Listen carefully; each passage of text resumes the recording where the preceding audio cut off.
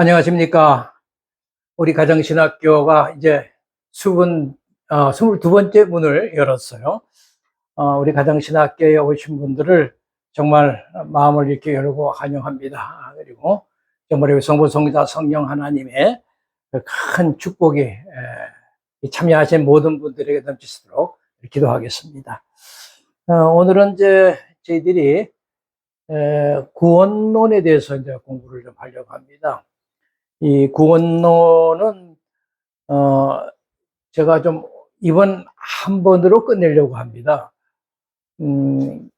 왜냐면은 다음에 저희들이 이제 구원론 다음에서 이어지는 공부가 이제 교회론인데, 교회론은 우리 지금 우리 기독교 공동체에 정말 우리가 해야 할 일들에 대한 문제이기 때문에 굉장히 중요해서 좀 여러 해 거쳐서 좀 이렇게 나눠서 해야 되기 때문에 교회론에 좀 집중을 하려고 합니다. 정말 우리가 꼭 알아야 할 내용들이 너무나 좀 많아서요. 그래서 제가 이제 성경에 대해서 이제 한 3번 정도 이렇게 우리가 공부를 했고, 실로는 네 번은 이렇게 강의를 했고요. 제일 많이 한 게 이제 인간론입니다. 인간에 대한 문제가 여러 가지 왜곡된 문제가 많아서 제가 이제 9번이나 했더라고요.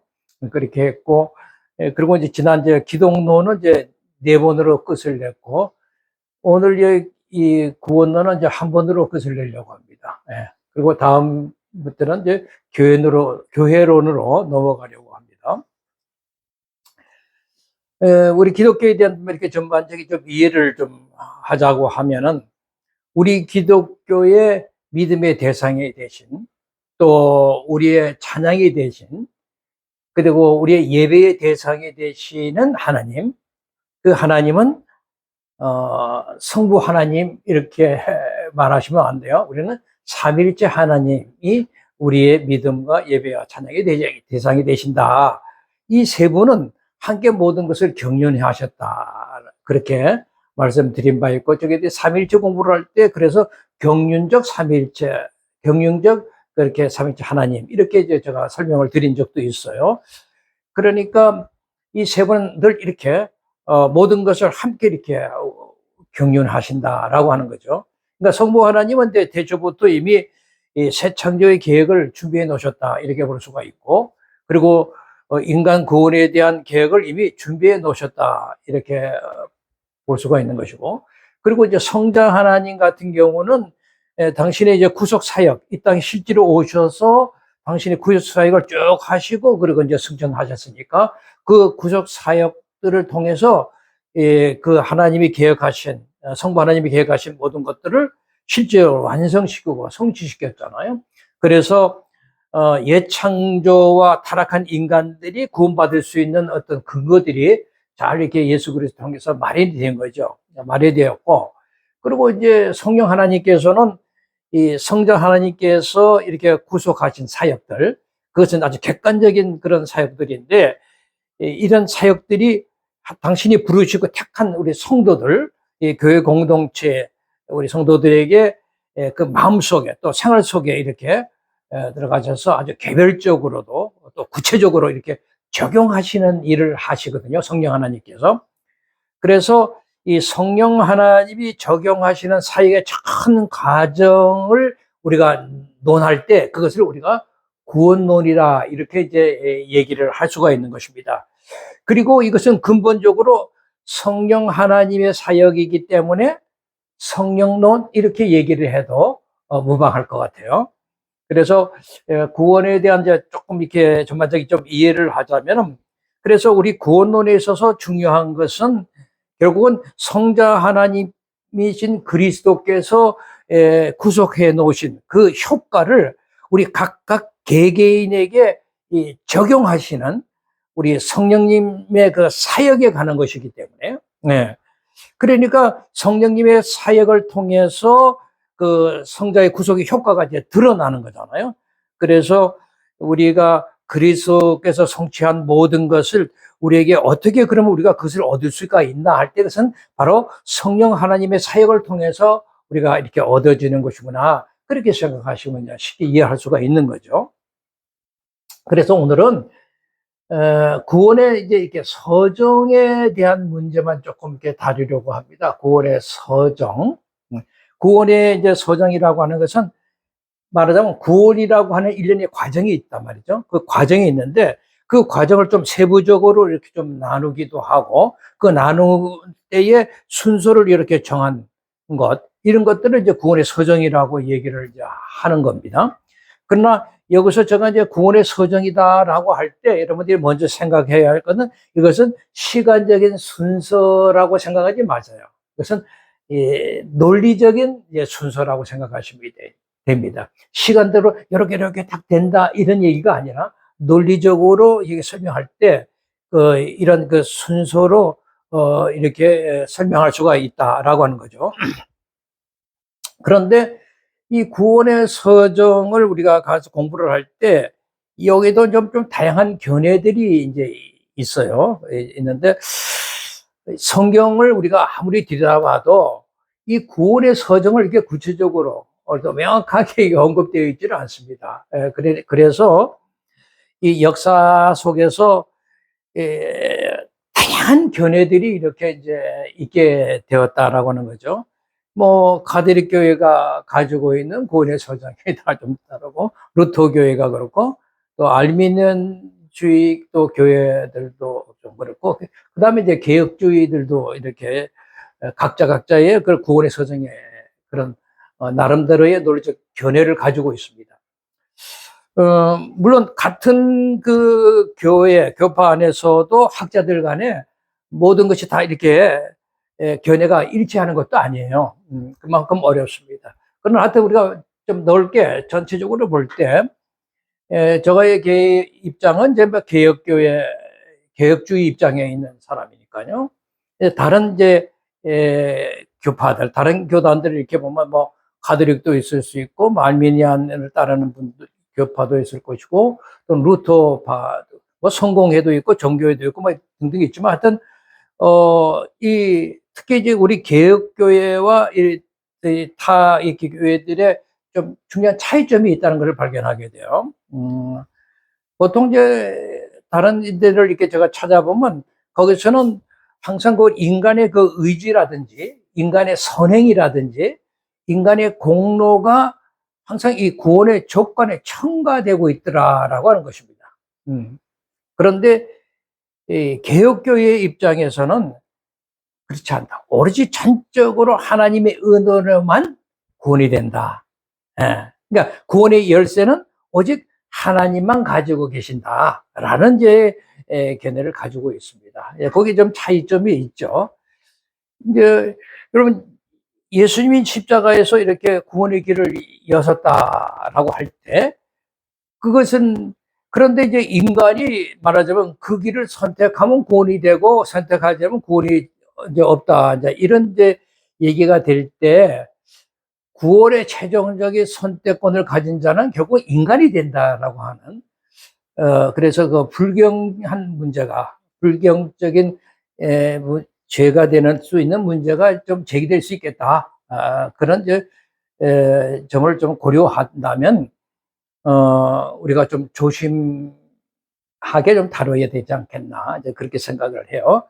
어쨌든 우리 하나님께서 이 새 창조를 이제 회복하시기 위해서 또 인간의 구원을 위해서 모든 것을 준비하실 때 그 경륜해 나가실 때 그 삼위일체 하나님 중에 어느 한 분이 이게 독자적인 사역이 아니다라고 하는 것입니다. 공동 사역이다라고 하는 거죠. 특히 성부 하나님이 다 하셨다. 모든 것을 계획하시고 다 그분이 혼자 한 하나님이시니까 다 하셨다. 이렇게 생각하시면 큰 오해가 될 수가 있겠죠. 그러니까 성부 하나님께서 모든 것을 이제 주권적으로 선택하시고 또 예정하시고 준비해 놓으신 계획들이 성령 하나님께서 그것을 모든 것을 구속 사역을 통해서 그것을 완성시키시고 성령 하나님께서 완성된 것을 또 이렇게 적용하시고 보증하시는 이런 사역들이 다 함께 어우러지는 거잖아요. 그래서 새 창조의 회복과 인간의 구원을 위해 이 성부, 성자, 성령 하나님은 동시에 함께 다 그분들이 역사하셨구나라고 하는 것을 우리 성경은 얘기하고 있다. 그렇게 생각하시면 될 것 같아요. 그래서 구원의 이제 서정 이걸 우리가 좀 이렇게 각 단계를 좀 살펴보게 될 텐데요. 어, 조금 전에 얘기했처럼 우리가 하던 성부 하나님이 이제 예정된 선택 가운데서 이미 계획해 놓은 구원의 사역이 있단 말이죠. 그 예정된 선택이라고 하는 용어가 아주 그 특이한 용어인데, 그것은 성경에서 우리 인간을 예정된 선택자라고 하는 것을 얘기하고 있기 때문에 그런 건데요. 그렇게 계획해 놓으신 구원의 사역이 성자 예수께서 십자가에서 피 흘리심으로써 그 구원을 완성시키셨다. 그리고 이제 우리 인간의 각 마음에, 그리고 생활 속에 실제로 그것을 적용시키는 우리 성령 하나님이라고 이제 지금 조금 전에도 제가 말씀을 드렸는데, 예, 구원론에 있어서 구원의 각 단계를 이렇게 제가 설명할 때는 성자 하나님께서 완성한 이 구원을 성령 하나님께서 각 사람 마음에 이게 적용시켜 나갈 때 나타나는 현상이 있단 말이죠. 그 현상을 말하는 겁니다. 그래서 그 현상을 각 단계로 얘기를 하자면, 지금 말하자면 이렇게 첫 번째 소명이라는 것이 있고, 두 번째 중생이라고 하는 것이 있고, 세 번째 회심이라고 하는 것이 있고요. 그 회심에는 두 가지 요소가 있어서 이게 구별 좀 해놨어요. 회개와 믿음으로 이렇게 구별했고, 그다음 네 번째는 이제 칭이라고 하는 단계로 넘어가고, 그 다음에 양자라고 하는 단계로 넘어가고, 그 다음에 성화라고 하는 단계로 넘어가고, 그 다음에 견인 있고, 그 다음에 여덟 번째 영화의 단계로 이렇게 넘어가는 것으로 그 구원의 서정을 말씀을 드릴 수가 있는데, 이것을 아까도 말씀드렸지만 절대 시간적 순서라고 생각하지 말고 논리적 순서다, 그렇게 생각하시면 좋겠어요. 어쨌든 이 부르심을 우리가 받는 순간에, 그러니까 부르심을 받는다, 소명이죠, 소명.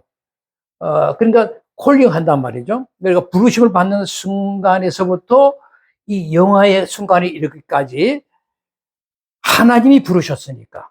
누가 불러요? 내가 부르는 거고, 목자가 부른 게 아니라, 목사가 부른 게 아니라, 어떤 거룩한 인간이 부른 것이 아니라 하나님이 직접 부르셨고 이렇게 선택하셨기 때문에 그 사람은 하나님에 의해서 결국은 영화의 순간까지 보장될 수밖에 없는 거죠. 왜? 하나님은 실수하지 않으신 분이니까.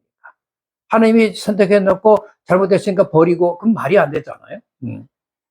그래서 보장이 된단 말이죠. 그래서 선택자는 이 8가지 이 순서가 완전히 성취된다라고 하는 것입니다. 그러니까 어느 곳에서 이렇게 탈락되는 경우가 있다? 없다는 거죠.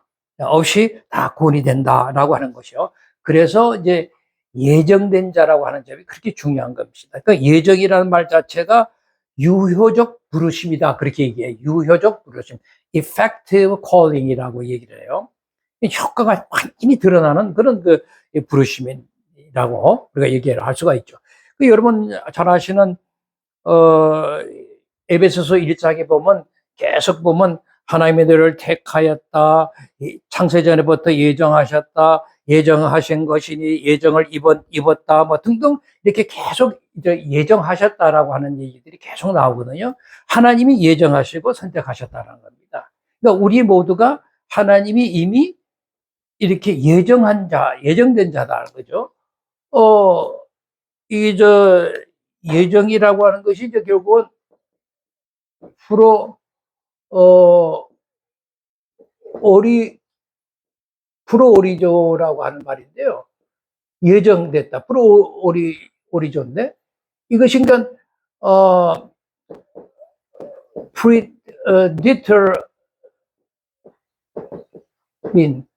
미리 결정됐다.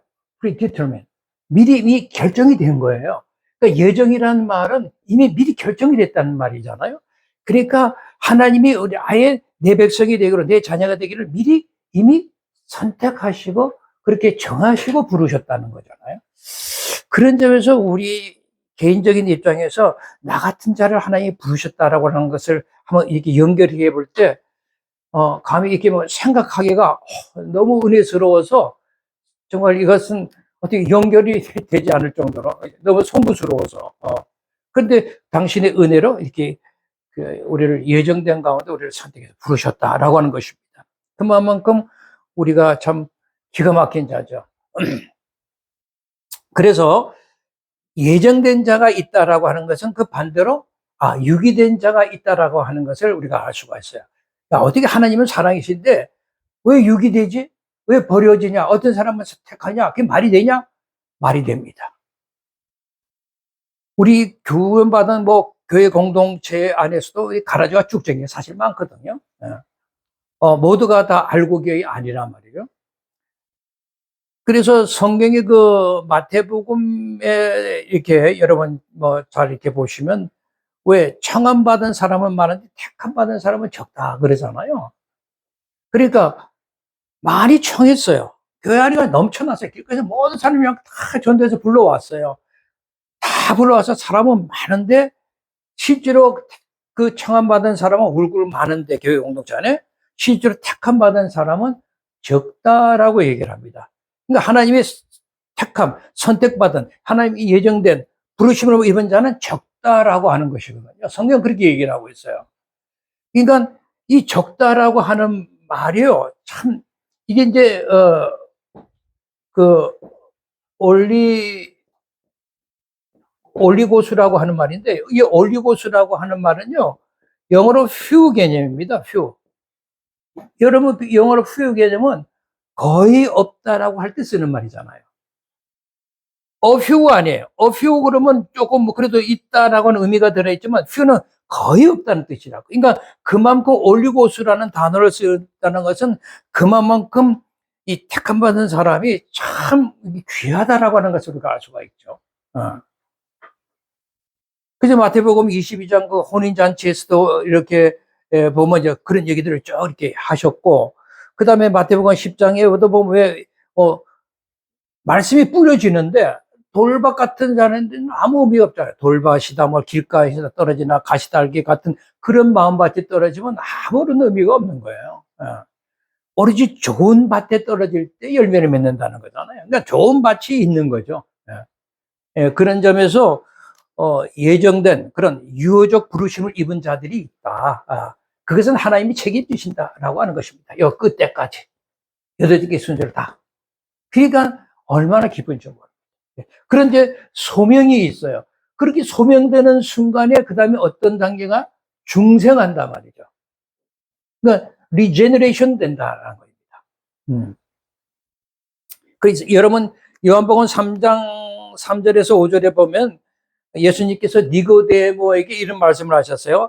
사람이 거듭나지 아니하면, 즉 중생하지 아니하면 하나님의 나라에 들어갈 수 없다. 그렇게 얘기를 했단 말이죠. 그러니까 소명받는, 부르심을 입는 순간에 내가 소명되기 바로 중생되는구나, 거듭나는구나 라고 하는 것을 알 수가 있죠. 그냥 난 가만히 부르심을 받는 순간에 그저 우리가 거듭난다 말이죠. 그래서 실제로 예수 믿는 사람들이 자기가 부르심을 입었고 하나님에 의해서 거듭났다, 다시 태어났다라고 하는 것을 좀 이렇게 의미를 새겼으면 좋겠어요. 그냥 예수 믿으면 구원돼, 그냥 그런 교회 나가면 돼, 그냥 이럴 얘기가 아니잖아요. 내가 부르심을 그분이 직접 부르셔서 내가 거듭났네, 새롭게 태어났네, 그분에 의해서. 그러니까 중생이라고 하는 것이 그렇게 우리 마음을 기쁘게 합니다. 그러니까 중생의 본질이 뭐겠어요? 중생의 본질은 예수 그리스도가 가지고 계신 새 생명의 원리가 어떻게 되겠어요? 내 마음속에 그냥 뿌리를 내리는 거잖아요.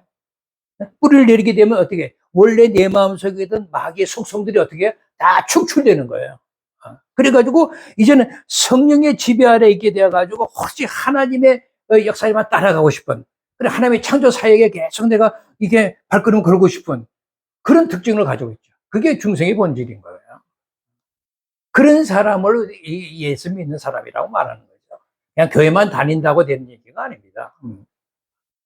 그러니까 이 중생케 하는 분은 누구겠어요? 오직 성령 하나님이 하시는 거죠. 물론 성령 하나님이라고 우리가 일의 사역에 있어서 구분해서 얘기하지만 그 삼위째 하나님이 하시는 일입니다. 그런데 이제 보통 다른 이제 교회에서 이렇게 중생하는데도 하나님이 하시는 일에 인간도 노력이, 거기에 선행이, 인간의 의지, 이제 이 공리가 좀 있어야 된다. 협력작용으로 일어나게 된다. 이렇게 이제 또 얘기하는 그런 교회들이 있습니다. 저는 그걸 믿지 않아요. 여러분, 죽은 자가 어떻게 스스로 구원할 수 있겠어요? 뭐를 어떻게 도울 수 있겠어요? 우리가 그 에베소서 2장 1절에 보면요. 너희의 허물과 죄로 죽었던 너희를 살리셨도다. 그래요. 이 너희를 할 때 그 사람이 죽은 사람이 아니에요. 너희. 육은 살아있는 사람을 얘기하는데, 살아있는데 허물과 죄로 죽었다라고 얘기를 해요. 그 영적으로 죽은 거죠. 근데 너희를 그렇게 살리셨다. 그러면 우리가 영적으로 살아나는데, 내가 죽었는데 어떻게 무슨 협력을 해요? 말이 안 맞잖아요. 그러니까 중생케 하시는 우리 하나님의 전적인 은혜로 이렇게 되는 것이구나라고 하는 것을 꼭 기억해 주시면 좋겠고, 그리고 이제 우리 중생이 갖는 특징이라는 게 좀 있습니다. 그 특징이 뭐냐면, 이건 아주 무의식적이에요. 내가 깨닫지 못해요. 아, 내가 중생되는데 어느 교회는 뭐 자기가 중생되는 어떤 시간을 뭐 안다고 얘기를 하는데 그건 거짓말이에요. 예. 중생이라고 하는 것은 내가 절대로 깨닫지 못해요. 무의식 중에 일어나는 사건이에요. 그 사건인데, 그건 딱 한 번 중생이라는 것은 매번 뭐 일어나고 또 일어나고 이런 게 아니라 딱 그 인생 역사에 딱 한 번 일어나는 단회적 사건입니다. 무의식적으로 일어나는 단회적 사건. 오직 하나님의 예정된 계획에 따라서 성령 하나님의 단독적으로 시행하는 무의식적 그런 사건이다. 멋있죠? 네. 그러니까 여러분 생각해 보세요. 내가 살아있음을 느끼는데, 여러분 내가 막 지금 심장이, 여러분 지금도 여러분 심장은 울컥울컥 뛰고 있을걸요? 근데 내가 심장을 뛰고 있는 걸 여러분 느끼고 있습니까? 못 느낍니까? 절대 못 느껴요. 느끼지 않는데 내 심장은 살아있잖아요. 심장합이 돼보세요. 그러면 계속 심장은 뛰고 있는 걸 우리가 알 수가 있습니다. 마치 중생이랑 이와 같아요. 내가 무의식적이지만 이미 중생되어 있다라고 하는 사실, 살아있다는, 다시 거듭났다는 사실을 우리가 알게 되는 거죠. 얼마나 감사한지 모릅니다. 그렇게 이제 중생 리제너레이션이 되고 나면은, 그 다음에 어떤 것으로 들어가면 이제 회심이 일어나요. 중생을 하다 보니까 이제는 자기 자신의 과거의 삶을 뒤다보게 된단 말이죠. 죄인이 이제 거듭났다, 중생했다, 이제 내가 새로운 사람이 됐단 말이죠. 그런데 그 새로운 위치에서 과거를 딱 돌아보니까, 야, 과거에 참 내가 죄가 많았구나. 그 죄가 딱 드러나는 거죠. 그 죄를 어떻게 하게 되겠어요? 회개하게 되죠. 아, 내가 이런 과거에 죄를 진 그런 죄가 막 생각이 나면, 하나님 저를 구원해 주셔서 감사한데 제 예전에 이렇게 죄를 많이 지었어요. 제 죄를 고백합니다. 이러고서 회개하고 눈물 흘리게 될 거 아니에요? 그렇게 회개하면서 하나님께로 계속 더 깊게 들어가고 싶은 마음, 하나님께 돌아가고 싶은 마음. 그래서 내 생활도 계속 그리스도 삶을 담는 그런 생활로 변하고 싶은 마음이 막 생긴다 말이죠. 회심은 그런 것을 얘기해요. 컨버션. 그런 것을 얘기하는 거죠. 그래서 회심을 얘기할 때 이제 두 가지의 요소로 우리가 보통 설명합니다. 회개라고 하는 요소와 믿음이라고 하는 요소. 이 회개라고 하는 요소는 좀 소극적인 요소인데, 그러니까 과거를 자기가 돌이켜보면서 이렇게 지금 현재 참 마음으로 살아가는 현재 입장에서 과거의 삶을 내가 후회하고, 그래서 내가 다시는 그런 그 잘못된 생활로 돌아가지 않겠다. 예, 그렇게 회개를 통해서 변화가 온단 말이죠. 예, 회개를 통해서 내 마음속에 변화가 일어나요. 그러니까 그것은 우리가 보통 이제 소극적인 요소라고 얘기를 하는데, 내 마음속에 내 스스로 변화가 막 일어나요. 그러다 보면 이제 어떤 현상이 일어나면 믿음이라고 하는 약한 요소가 드러나요. 이제는 죄를 완전히 잊어버리겠다. 아, 그리고 나는 이제 하나님 바라보겠다. 하나님의 말씀만 듣겠다. 하나님 말씀을 통해서 그 은혜 받은 바대로 내가 열심히 살아가겠다라고 하는, 하나님만 바라보는 그런 적극적인 믿음의 이 요소들이 막 확 살아난단 말이에요. 예. 그래서 나를 위해서 대속하신 주님만을 앙망하게 되고 주님만을 붙들고 싶은, 주님만을 확신하고 싶은 마음이 막 일어나. 그런 마음의 신앙이죠. 그런 마음이. 그 신앙, 그런 게 일어나요. 그런 점에서 우리 기독교에서는 믿음이라는 것이 너무나 이제 중요하다라고 이제 강조를 하는 거죠. 로마서 1장 17절에 그래서 뭐라고 하냐면, 오직 의인은 믿음으로 말미암아 살리라. 그렇게 얘기한 것입니다. 그 마음만큼 믿음은 중요한 거예요. 오직 믿음으로 구원된다. 네? 얼마나 멋있는 얘기입니까? 자, 이렇게 회심의 단계를 이게 거치게 되면은, 그 다음에 이제, 칭의로 단계로 갑니다. justification이라고 하는데, 의롭다고 칭하는 거죠. 의롭다고 칭하는, justification. 의롭다 하신다. 이제, 넌 옛날에는 죄인이었지만 내가 널 의롭다 하겠다. 의롭다 하신. 그런, 그렇게 이제 나를 칭해 주시는 거죠.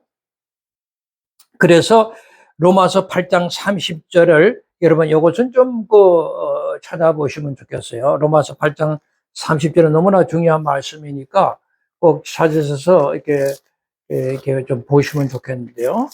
로마서 8장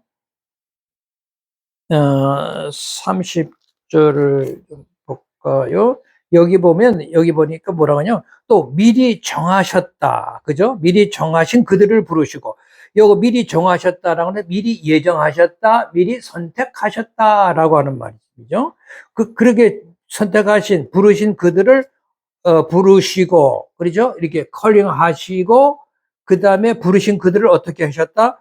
의롭다 하시고, 그들을 이렇게 칭의하셨다라고 하는 것입니다. 의롭다 하시고, 그렇게 의롭다 하신 자를 나중에는 끝으로 영화롭게 하셨다. 이렇게 설명을 하고 있는 거죠. 그러니까 이미 미리 예정되고 선택되고 부르심 받은 자들, 그래서 이런 칭의라고 하는 놀라운 역사가 일어나면서 나중에는 결국은 하나님의 영화의 참 깊은 영역에까지 우리가 들어갈 수 있다라고 하는 것이니까 얼마나 감사한 일인지 모릅니다.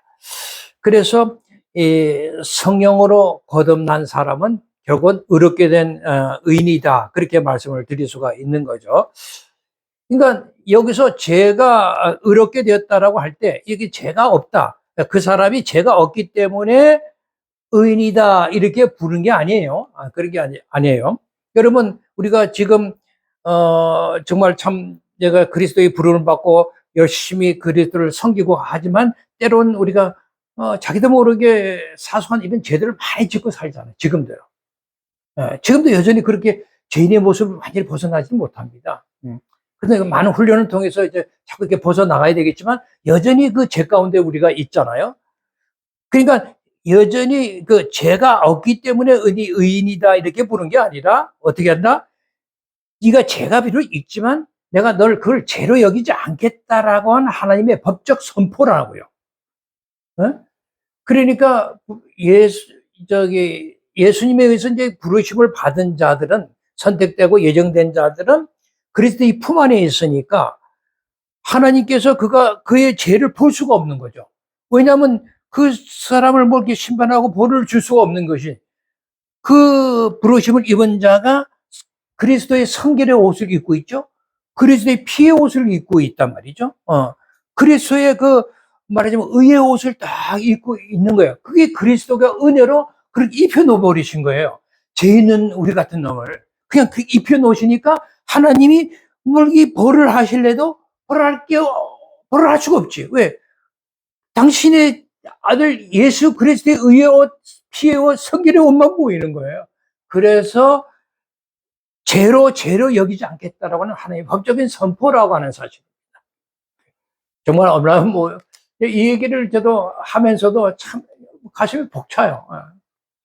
얼마나 하나님께 감사한 마음이 큰지. 그러니까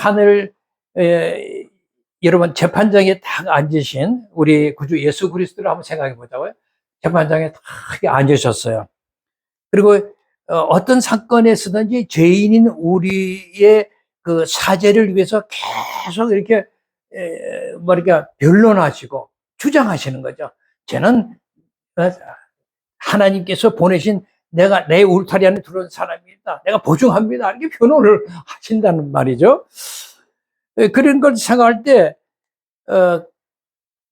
사람이 의롭게 된다라고 하는 것은 결국은 자신의 선한 행위에서 비롯되는 것이 결코 아니구나.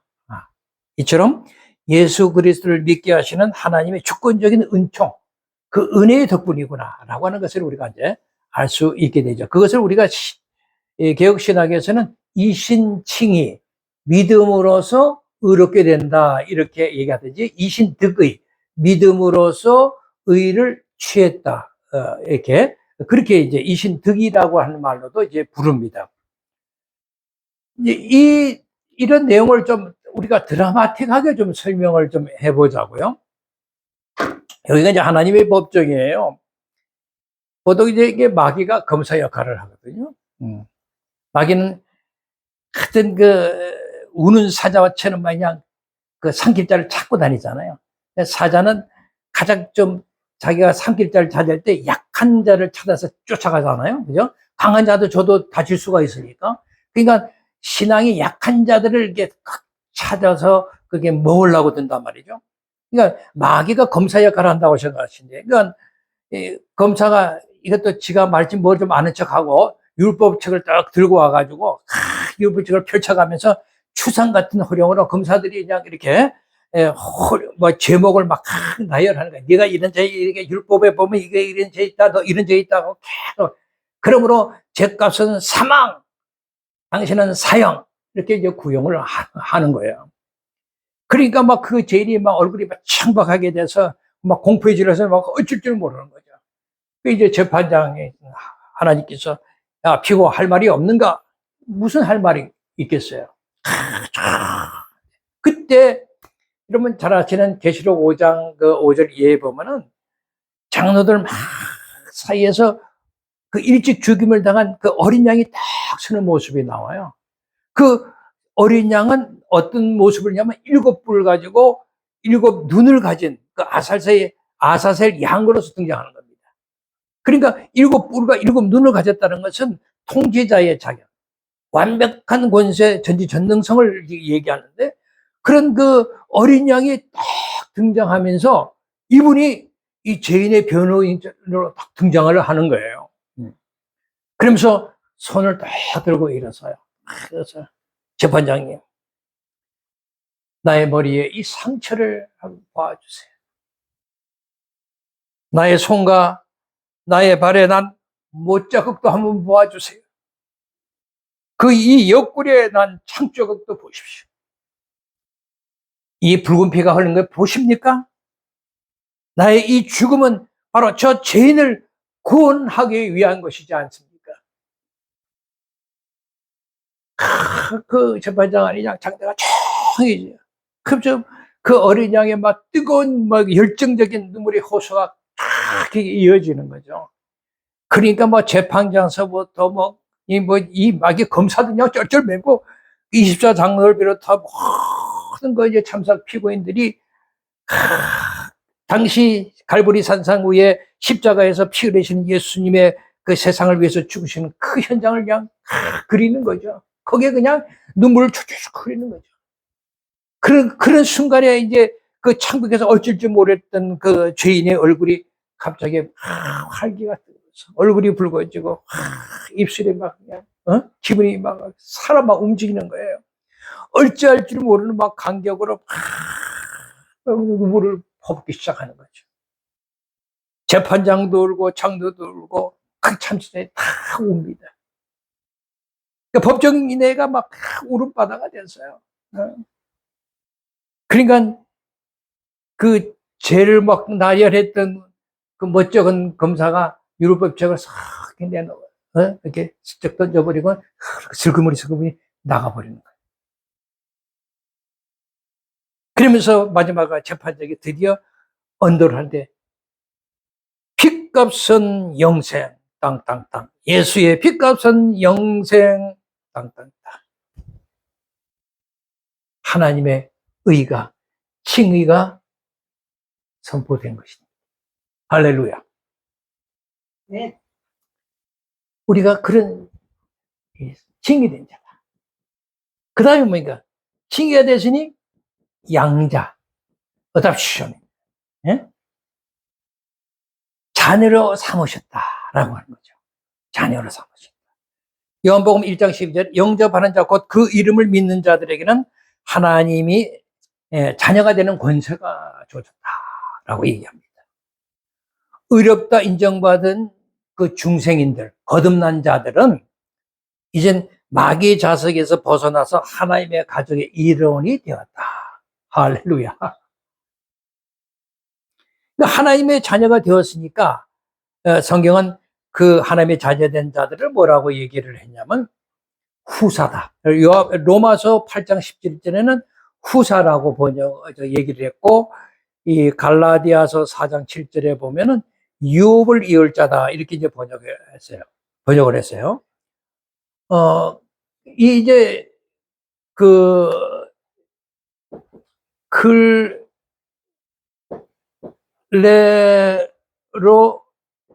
클레로노미아, 그게 이제 상속, 기업, 또는 무슨 유업, 이어받을 자다, 이렇게 보니까 이게 클레레 노미아라고 하는 말을 이제 번역할 때 똑같은 말이에요.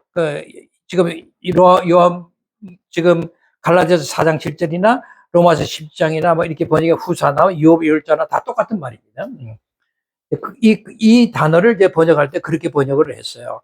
그러니까 우리가 어떤 자다? 하나님의 유업을 이어받을 자다. 후사다 말이에요. 이게 말이 됩니까? 우리 같은 자가? 그러니까 여러분, 이 구원을 배우면서 내가 부르심을 입은 자이고, 그러면서 내가 거듭나게 해주셨죠? 그러면서 내가 회심할 능력이 없는 자에게 회심의 능력이 생겨서 회개도 하고 믿음의 불꽃같이 일어나게 되면서 나고, 그런 자를 하나님이 너는 의롭다, 죄가 있지만 의롭다, 하나님의 성경에 예수님의 피의 옷을 입었으니 의롭다, 이렇게 칭해 주시면서 내가 이제는 내가 나의 양자가 되었다, 아들이 되었다, 자녀가 되었다라고 하는 것입니다. 여러분, 이걸 아셔야 돼요. 그냥 예수 믿고 구원됐고 교회 나가면 돼. 이런 걸 구체적으로 여러분들이 아실 때 그 나라는 존재가 어떤 자인 걸 아시게 되죠. 내가 마귀 자식에 벗어난 것이 이런 과정을 통해서 있는 거구나 깨닫게 되잖아요.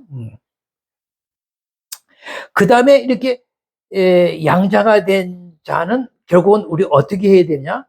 성화가 되죠. 성화. sanctification, 성화된다. 거룩하게 된다는 거죠.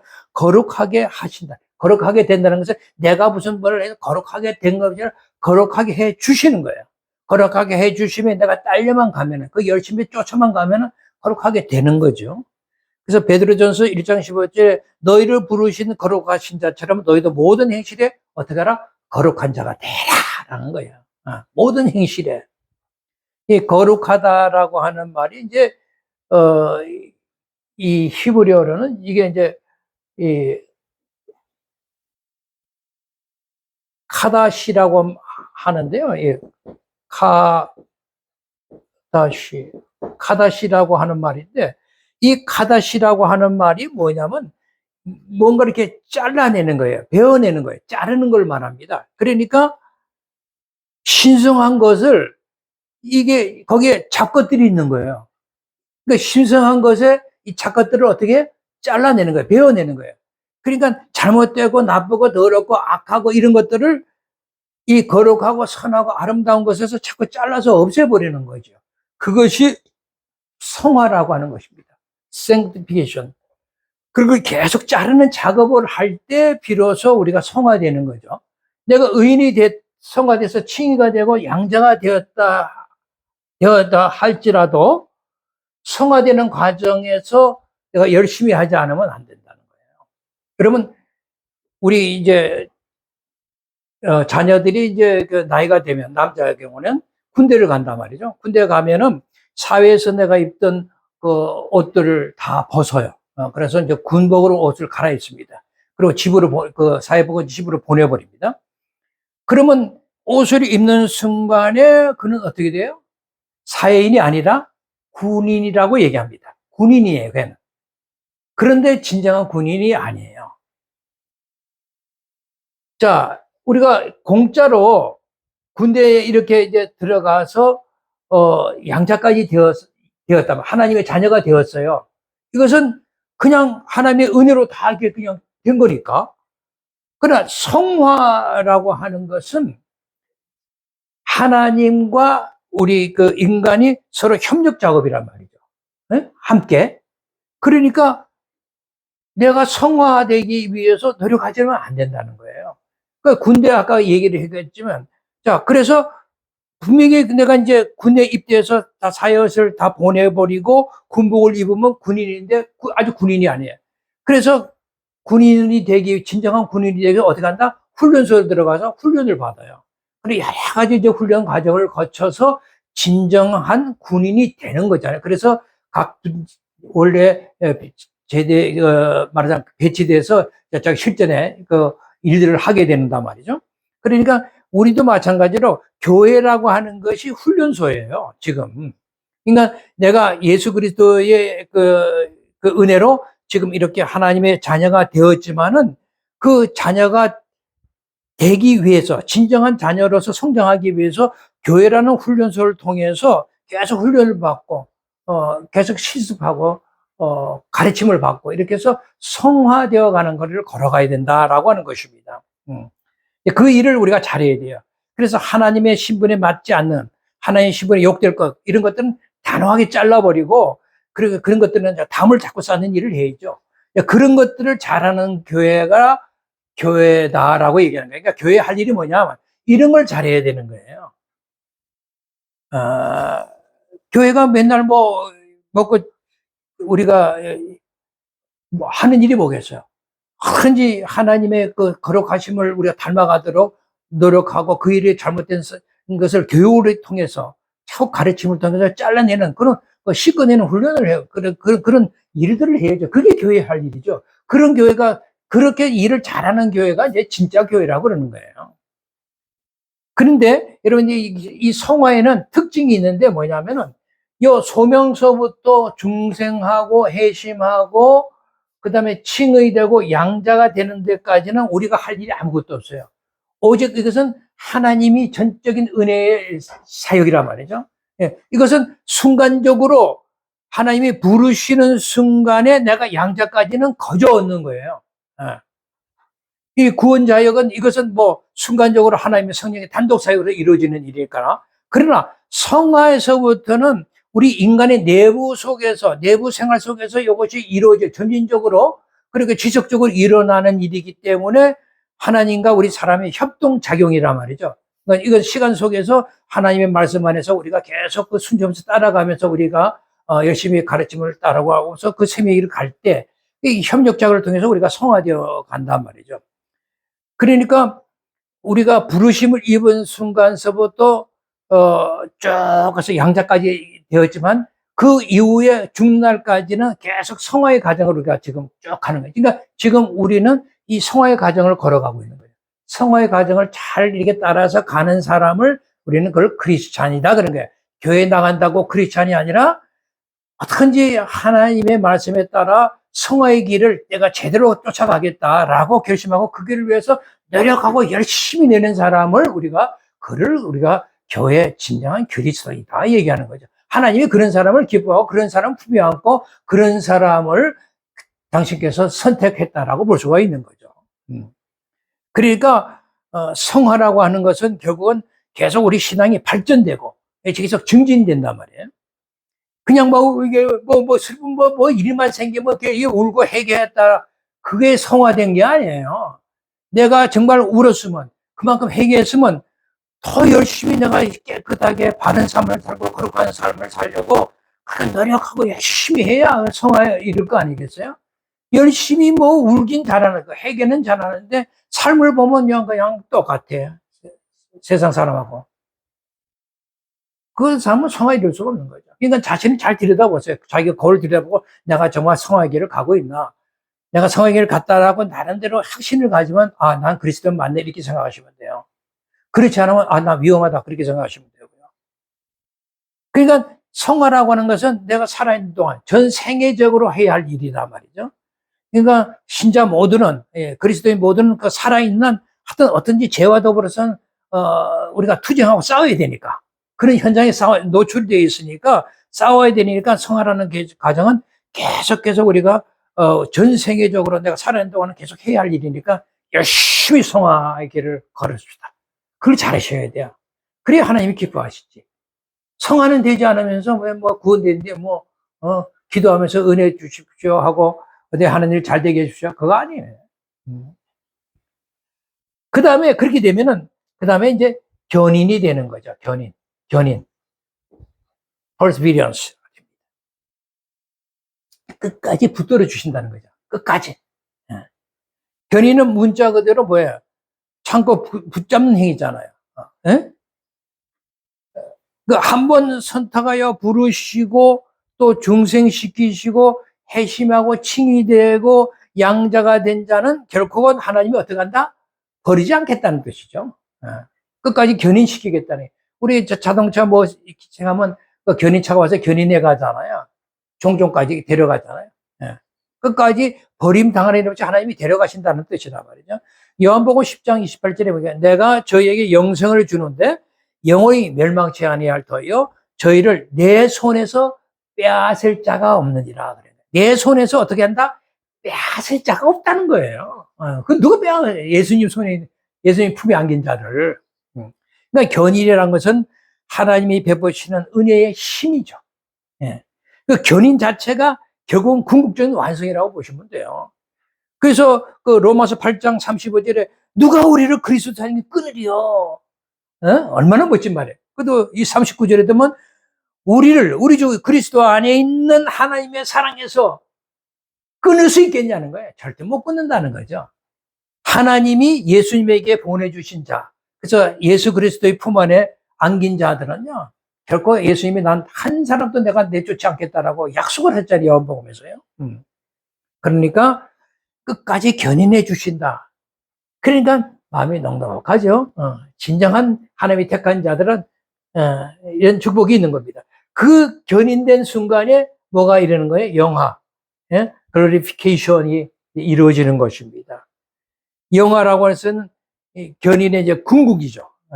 구속의 전 과정의 완성을 얘기하는 거니까. 그럼 영화의 시기는 이제 언제냐, 근데, 우리가 이제 대체적으로 우리 기독교의 보통 복음에서는 이 영화의 시기에 대해서 조금 잘못 왜곡되게 얘기하는 부분이 있습니다. 제가 이 영화의 시기에 대해서는 앞으로 이제 제가 많은 얘기를 좀 하려고 하는데, 이제 다음 그부터는 제가 이제 교회론을 할 겁니다. 교회론은 상당히 좀, 우리가 인간론을 9회를 했는데, 교회론도 상당히 좀 많이 좀 이렇게 주제를 가지고 공부를 좀 해야 될 것 같아서 좀 하고 나서 교회론이 끝나면 이제 종말론을 마지막으로 하게 되는데, 종말론은 뭐 이렇게 개념적인 거 공부하는 것보다는 아예 그냥 요한계시록을 어떻게 보느냐. 이게 이제 중요할 것 같아서 요한계시록을 중점으로 좀 공부를 하면서 그때는 이렇게 제가 요한계시록을 한 번 하고 또 한 번은 뭘 하려고 되냐면 정말 우리 기독교의 진정한 복음이 뭘까? 지금 우리가 알고 있는 이 복음의 문제는 없을까? 왜곡된 것은 없나? 그래서 이 문제를 좀 논하면서 초기 기독교인들이 가지고 있는 원래의 그 복음이 많이 좀 왜곡된 복음들로 이렇게 우리 나라에 복음이 전파될 때 그게 들어왔기 때문에 이제 그런 점들을 제가 이제 정확하게 좀 말씀을 드리려고 해요. 그래서 기독교의 진정한 복음, 즉 초기 그리스도인들이 가지고 있던 그 복음을 얘기를 좀 하려고 합니다. 그들은 어떤 복음을 가지고 생각을 했는가? 그 복음은 굉장히 중요를 해서 제가 한 번은 요한계시록을 하고 또 한 번은 복음에 대해서 하고 그 다음에 또 요한계시록하고 이제 이렇게 번갈아 가면서 이제 좀 하려고 해요. 그리고 좀 상당히 시간을 걸려가면서 제가 좀 할 계획입니다. 그래서 기독교의 본질, 기독교가 가지고 있는 진짜 복음을 좀 우리가 서로 좀 이렇게 논하는 시간을 좀 가지려고 이렇게 하는데, 이 영화의 시기도 이제 그런 겁니다. 이 성도가 이제 짧게 얘기하면, 이런 얘기는 아마 여러분들 처음 들을 수도 있어요. 우리가 성도가 이제 이게 보통 저는 이제 죽는다는 표현을 깊은 잠을 잔다 이렇게 표현하고, 그게 이제 성경적인 표현이니까 깊은 잠에 들어가면 육신은 이제 땅으로 이제 돌아가죠. 흙으로 돌아가고. 그러면 그가 살아 있을 때 그 인격이 있잖아요. 그가 가지고 있는 인격, 그의 자아, 그 인간 존재 자체라고 하는 그 존재 자체는 어떻게 되느냐 하면은, 뭐 영원히 천국 간다 이런 얘기가 아니라, 그것은 이교적인 데서 나왔기 때문에 저는 그런 단어를 안 씁니다. 그건 나중에 이제 그런 걸 설명하겠지만, 어쨌든 그가 죽었지만, 그가 깊은 잠에 들어갔지만, 그가 원래 가지고 있던 이제 인격, 예수 그리스도의 믿음 안에 있던 그 인격의 자체, 그 인간 존재 자체가는 예수 그리스도 안에서 이미 그는 기억되고 있는 거죠. 그러니까 마치 십자가에서 달린 같이 한 강도가 예수로부터 축복을 받아서 네가 오늘 나와 함께 낙원에 있으리라 그렇게 하고 떠나셨잖아요. 그러면 지금 네가 함께 낙원에 있겠다라고 하는 그 강도는 아직도 부활하지 못한 채 그리스도의 낙원에 있는 상태잖아요. 그러면 이 낙원이라는 게 뭐냐 할 때, 이 낙원이라고 하는 것은 이제 헬라어로 파라데이소스라고 하는데, 보통 이제 정원, 공원이라는 뜻인데, 정원인과 공원이 가지고 있는 그 안락함, 평안함, 그 행복한 그런 그런 것을 상징하는, 그 의적으로 낙원이라고 하는 말로 표현을, 그런 식의 뜻을 안고서 이렇게 표현을 해서 낙원이 있겠다라고 하는 것은 바로 이 낙원의 어떤, 뭐 낙원을 뭐 천국으로 이제 해석하는 그 잘못된 사람들이 있는데, 그건 천만의 말이고요. 낙원이라는 것은 그 예수 자체를 의미합니다. 예수님 자체가 낙원이세요. 예수님 품이 낙원이라고요. 그러니까 예수님이 낙원이시기 때문에 내가 예수 안에 있다, 예수 품 안에 있다, 예수님의 기억에서 내가 항상, 내가 재림 때까지는 예수님의 기억 상처에 남아있다라고 하는 것 자체가 바로 그가 다시 예수님이 재림하실 때 새로운 생명체로 부활한다는 것을 보증하는 얘기라고요. 그러니까 우리도 지금 이제 내가 깊은 잠에 저도 언젠가는 이제 들어가게 될 때, 그때는 저는 마치 강도처럼 낙원에 있을 거예요. 그 낙원은 것은 어떤 장소에 가 있다는 것이 아니라 예수님의 품 안에 있다는 말이죠. 예수님의 기억 장치 안에 들어있는 거죠. 예. 그 안에 들어있어서 내가 이제 있다가 예수님이 재림하실 때 그 기억 장치에 있던 나라고 하는 존재는 흙에 있을 것이 새로운 육체적 생명으로 부활을 해서 하나님이 준비하신 새로운 그 새하늘과 새 땅으로 완성된 하나님의 나라에서 우리가 영원히 산다라고 하는, 즉 우리 기독교에서 초기 그리스도인이 가지고 있는 복음이었다고요. 그 복음을 이제 회복해야 되는데, 그것이 영화의 시기에, 영화를 가지고 있는 시기에 그 마지막 장면을 그리는 것입니다. 이제 그래서 오늘 이것을 말씀드리는 것은, 제가 앞으로 이제 이 내용은 굉장히 이제 심도 있게 말씀을 이제 드리면 여러분들이 이해를 하실 것이고, 대충 이제 이것으로 구원론에 대한 것은 오늘 이번 한 번 해로 끝납니다. 더 이상의 구원론을 하지 않겠어요. 다음은 교회론을 이렇게 들어가면서 교회, 우리 공동체들이 가지고 해야 할 일이 무엇인지를 공부하는 시간들을 갖도록 하겠습니다. 오늘은 이것으로 모든 강의를 마치도록 하겠습니다. 시간이 좀 가서도 여러분 한 번으로 끝났기 때문에 이해를 하시길 바랍니다. 다음 시간에 만나 뵙겠습니다. 안녕.